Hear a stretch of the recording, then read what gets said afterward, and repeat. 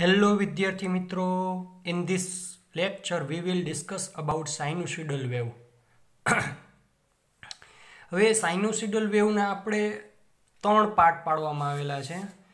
First part આપણે વેવની terminology જોવાની છે, એટલે કે વેવનું કેવી રીતના સાઇન વેવ અને કોસાઇન વેવ હોય છે, સાઇન વેવ અને કોસાઇન વેવનું વેવ વેક્ટર, પછી વેલોસિટી, પછી ફેઝ કોન્સ્ટન્ટ, પછી એંગ્યુલર વેલોસિટી કે કોઈ પણ વેવ હોય એ વેવનું ડિસ્પ્લેસમેન્ટ કેવી રીતના દર્શાવવામાં આવે છે એ આપણે ટર્મિનોલોજીમાં જોઈશું.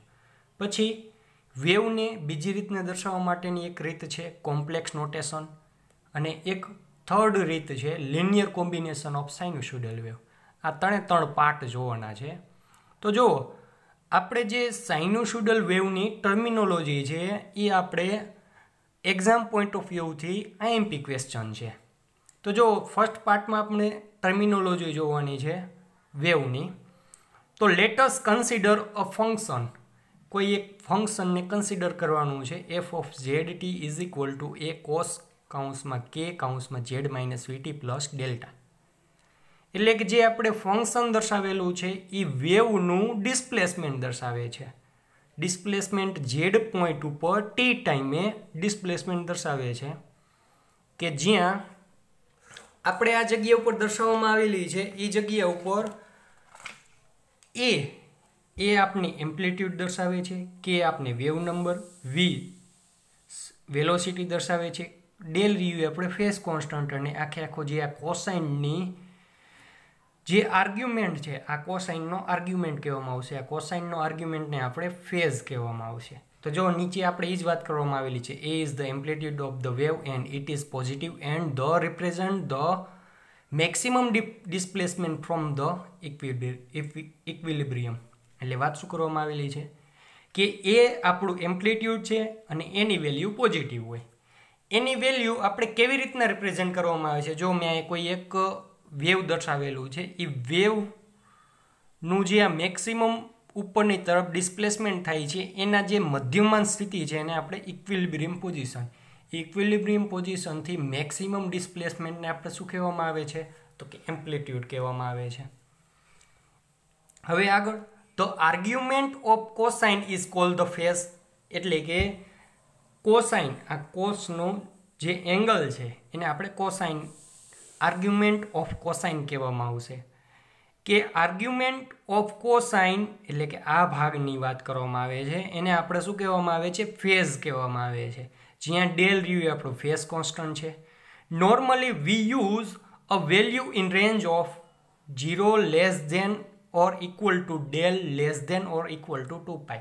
કે જે આપણે ફેઝ કોન્સ્ટન્ટ છે એ ફેઝ કોન્સ્ટન્ટની રેન્જ 0 થી 2π જેટલી હોય છે. તો આપણે કોઈ એક વેવ દર્શાવવામાં આવેલું છે, આ જગ્યા ઉપર જોવું જોઈએ. જે વેવ દર્શાવવામાં આવેલું છે એ વેવની આગળ વાત કરીએ. તો જુઓ, વેવ રહ્યું આપણે એફ ઓફ ઝેડ 0 એટલે ટાઈમ 0 છે, પોઈન્ટ ઝેડ છે.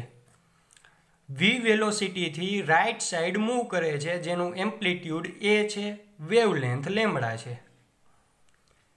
ઝેડ આપણને કોઈ ડિસ્પ્લેસમેન્ટ દર્શાવવા માટે કોઈ એક એક્સિસ લેવામાં આવેલી છે.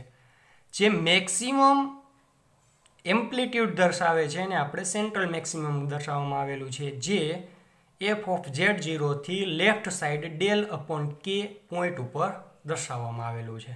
તો જુઓ આગળ શું કીધેલું છે, notice that Z is equal to Vt minus del upon K, the phase is 0, let's call this central maximum. એટલે શું કહેવા માંગે છે આ જગ્યા ઉપર, જો આપણે ઇક્વેશન નંબર 1 જોઈએ. ઇક્વેશન નંબર 1 આપણે કંઈક આવા પ્રકારની વાત કરવામાં આવેલી હતી.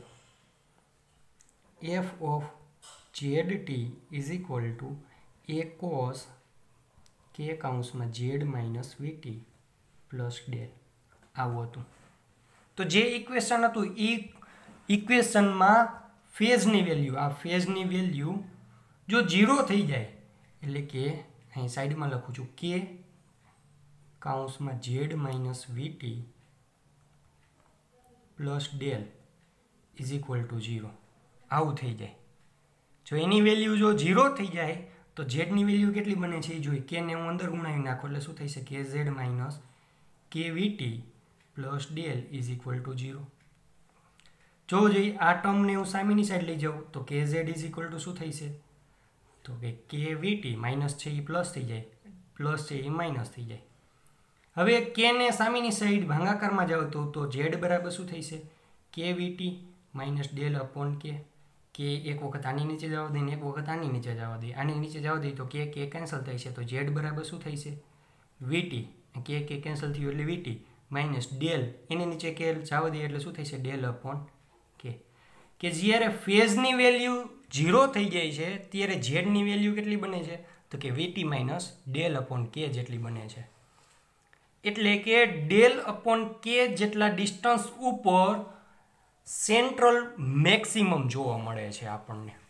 જો આ જગ્યાએ પોઈન્ટ લખ્યું, notice that at Z is equal to, જો Z is equal to VT minus del upon K, તો ફેઝ ઇઝ 0. ફેઝ 0 હોય ત્યારે આપણને displacement Z is equal to VT minus del upon K મળે છે. Let's call this the central maximum. આને આપણે શું કહીશું? સેન્ટ્રલ મેક્સિમમ કહીશું. If del is equal to 0, central maximum passes the origin at time t is equal to 0. એટલે શું વાત કરવામાં આવેલી છે? કે જ્યારે ફેઝ કોન્સ્ટન્ટ 0 થઈ જાય, જ્યારે ફેઝ કોન્સ્ટન્ટ ડેલનું મૂલ્ય 0 થઈ જાય ત્યારે સેન્ટ્રલ મેક્સિમમ ઓરિજિનમાંથી પાસ થાય છે.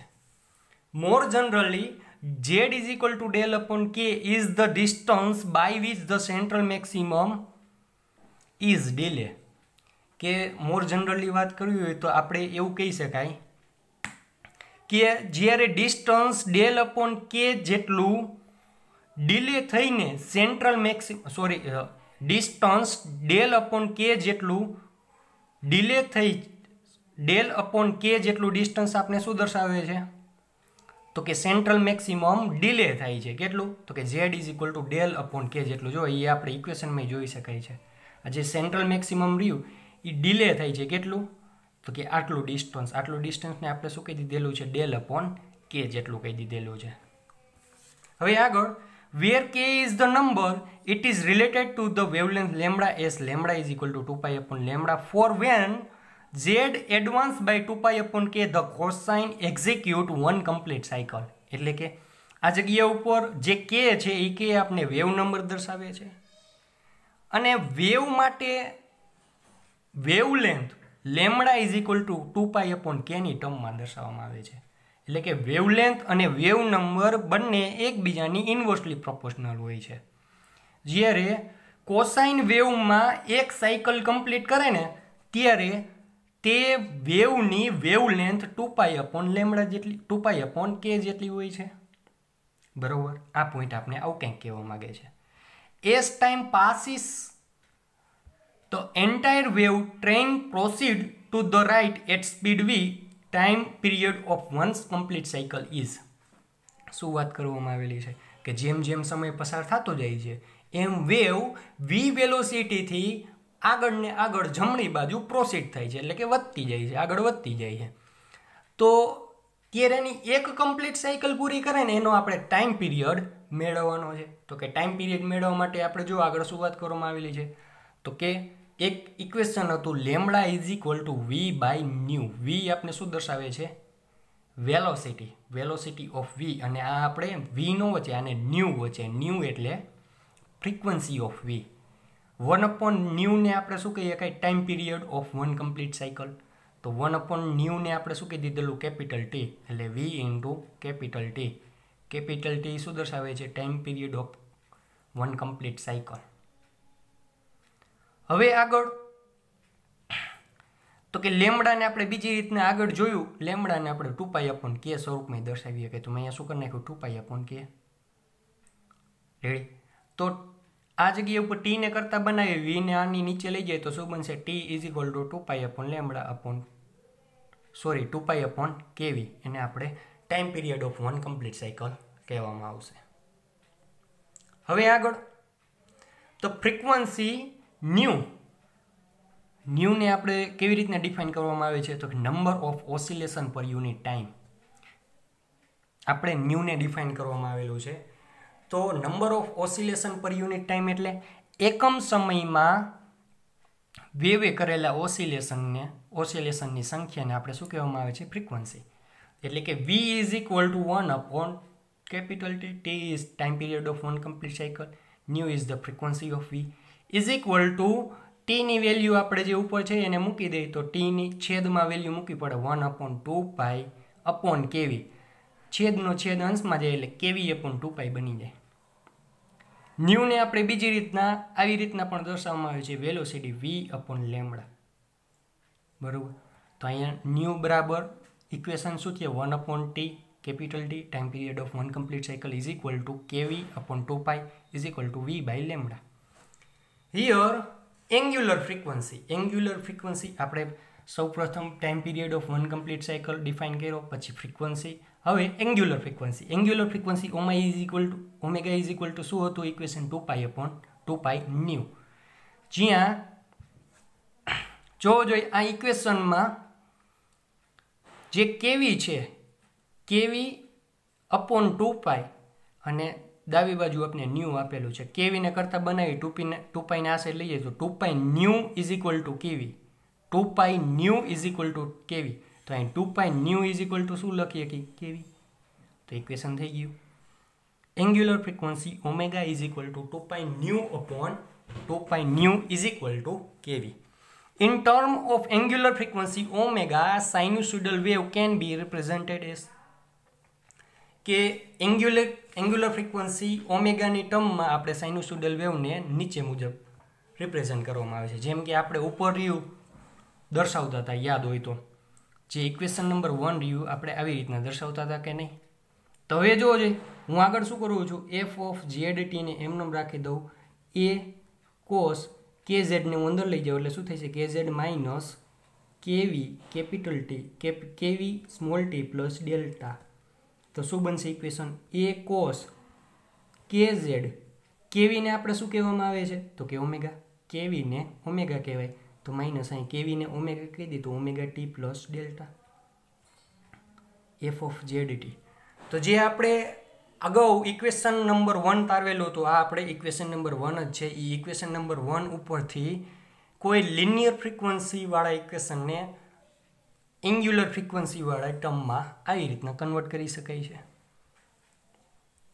જો આ જગ્યા ઉપર આના જેવું જ ઇક્વેશન બની જાય છે કે નહીં. ઇક્વેશન નંબર 2 રહ્યું. જો આ ઇક્વેશન રહ્યું ને એ આપણું ઇક્વેશન નંબર 2 છે. આ જગ્યા પર જે દર્શાવ્યું એ જ છે. તરવાઈ ગયું. તો જો આગળ sinusoidal oscillation of wave number K and angular frequency omega travelling to the left would be written.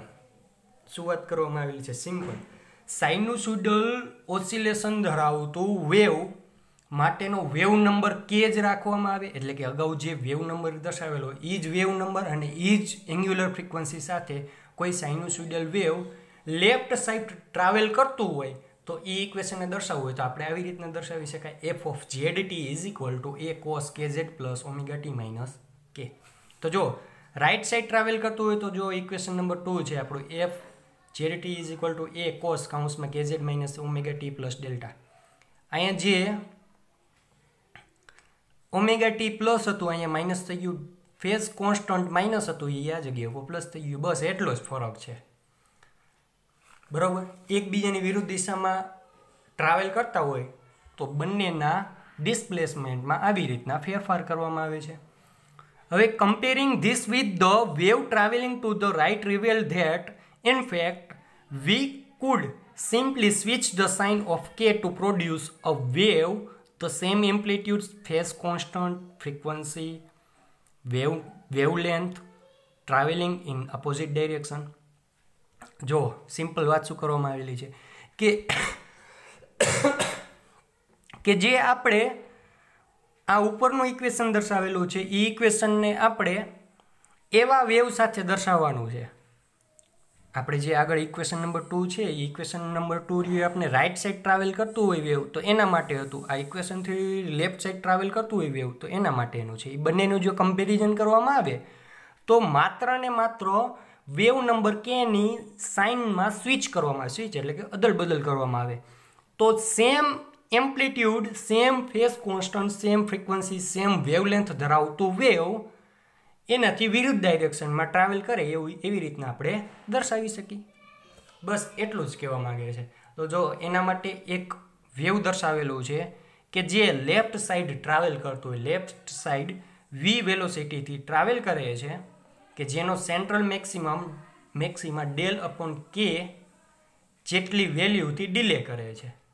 Velocity left side છે, સેન્ટ્રલ મેક્સિમમ આ જગ્યા ઉપર છે, એફ ઓફ ઝેડ 0, ઝેડ રહ્યું એ આપણને 0.0 રહ્યું એ આપણને ટાઈમ દર્શાવે છે, આપણી ઝેડ એક્સિસ છે.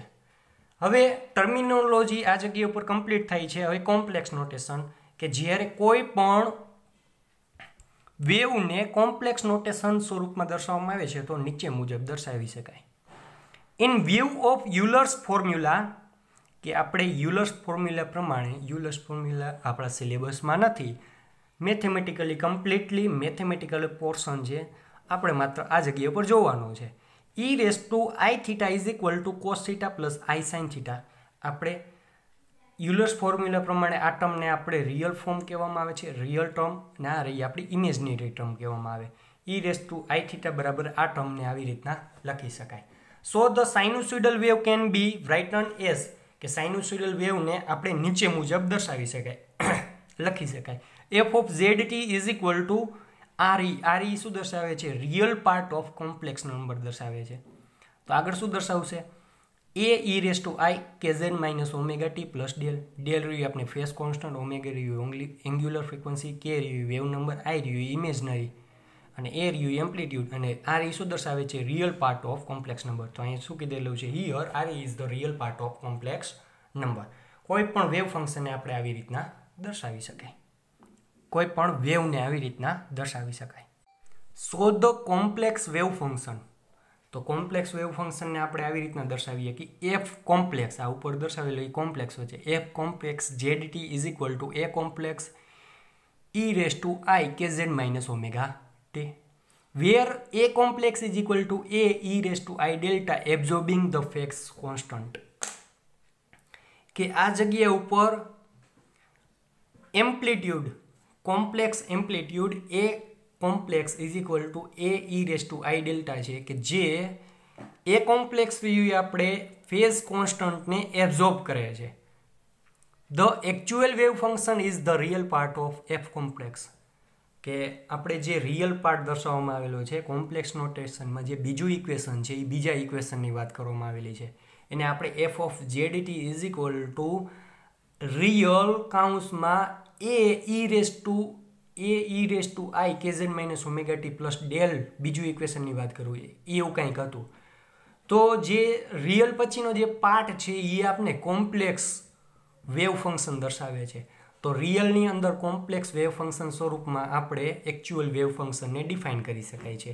F of Z T is equal to real કાઉન્સમાં F complex Z T. Now third portion of this question is the linear combination of sinusoidal wave. Sinusoidal વેવનું લિનિયર કોમ્બિનેશન કરવામાં આવે ત્યારે વેવને કેવી રીતના દર્શાવવામાં આવે છે? આ જે રીતના દર્શાવવામાં આવે છે એ રીત માત્ર ને માત્ર આ જગ્યા પર જોવામાં આવે છે, ડિટેલમાં આ જગ્યા ઉપર અભ્યાસ નથી કરવામાં આવતો. તો એની wave can be express as a linear combination of sinusoidal wave. કે કોઈ પણ પ્રકારના વેવનું લિનિયર કોમ્બિનેશન ઓફ સાઇનુસોઇડલ વેવમાં એક્સપ્રેસ કરવું હોય તો નીચે મુજબ દર્શાવી શકાય. જેમ કે F complex Z T is equal to integration of minus infinity to plus infinity A complex K is equal to K E raise to I કાઉન્સમાં K Z minus omega T into decay.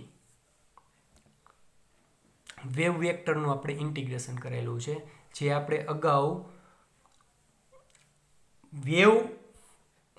Complex wave function છે એનું integration કરવાનું છે minus ઇન્ફિનિટીથી plus infinity ડીકેની સાપેક્ષે. ત્યારે આપણે કોઈ પણ બે લિનિયર વેવનું કોમ્બિનેશન, સાઇનુસોઇડલ વેવનું કોમ્બિનેશન કરી શકાય.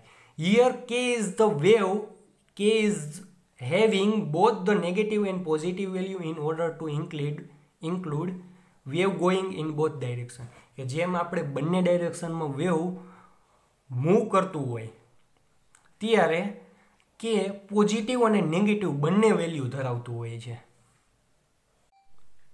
જો આ જગ્યા ઉપર આપણે સિલેબસનો આ ભાગ નથી પણ એક ટ્રીક છે, આગળ આપણે વારંવાર ઉપયોગ કરવામાં આવશે એટલે ખાસ કરીને ધ્યાન રાખજો કે જેમ આ કેઝેડ અને ઓમેગા ટીની બંનેની સાઇન સેમ હોય, જો અહીંયા માઇનસ છે, અહીંયા માઇનસ છે, અહીંયા પ્લસ છે, તો same sign represent motion in negative direction. કે જે આપણે વેવ દર્શાવવામાં આવશે એ વેવમાં કેઝેડ અને ઓમેગા ટીની બંનેની સાઇન સેમ હોય તો વેવ નેગેટિવ ડાયરેક્શનમાં ટ્રાવેલ કરશે. નેગેટિવ એટલે કે આ જગ્યા પર ઝેડ રહ્યું આપણે વેવની ટ્રાવેલિંગ ડાયરેક્શન દર્શાવે છે. તો વેવની ટ્રાવેલિંગ ડાયરેક્શન કઈ હશે? નેગેટિવ ઝેડ હશે. જો બંનેની સેમ સાઇન હોય તો નેગેટિવ ઝેડ ડાયરેક્શનમાં વેવ ટ્રાવેલ કરતું હશે.